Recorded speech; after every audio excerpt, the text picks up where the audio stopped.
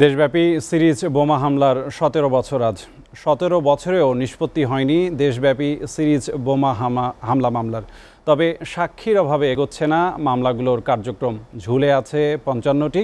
বোমা হামলার প্রতিবাদে সারা দেশে বিক্ষোভ মিছিল এবং সমাবেশ করেছে আওয়ামী লীগ।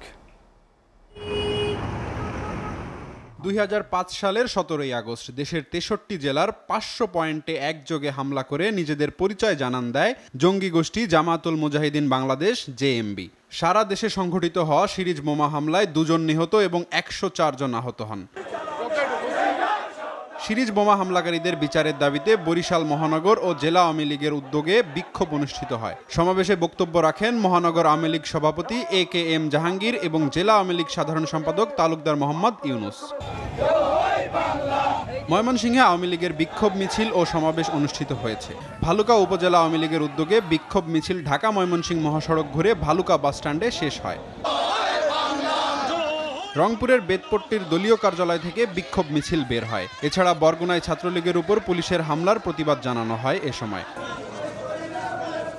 একই প্রতিবাদে সাভার উপজেলা আওয়ামী লীগের সাধারণ সম্পাদক ও উপজেলা পরিষদের চেয়ারম্যান মঞ্জুরুল আলম রাজীবের নেতৃত্বে একটি মিছিল বের করেন নেতাকর্মীরা। ১৭ আগস্ট সারা দেশে একযোগে সিরিজ বোমা হামলার প্রতিবাদে এবং পলাতক আসামিদের দেশে ফিরিয়ে এনে দৃষ্টান্তমূলক শাস্তির দাবিতে গোপালগঞ্জে বিক্ষোভ মিছিল করেছে জেলা ছাত্রলীগের নেতাকর্মীরা। ঘৃণ্য ও নারকীয় সিরিজ বোমা হামলার প্রতিবাদে সিরাজগঞ্জের তাড়াশে বিক্ষোভ মিছিল ও প্রতিবাদ সমাবেশ করেছে উপজেলা ছাত্রলীগ। এছাড়াও ব্রাহ্মণবাড়িয়া, রাজবাড়ী, দিনাজপুর, নাটোর ও সুনামগঞ্জে বোমা হামলার প্রতিবাদে বিক্ষোভ মিছিল ও প্রতিবাদ সমাবেশ করেছে Awami League. SATV news desk.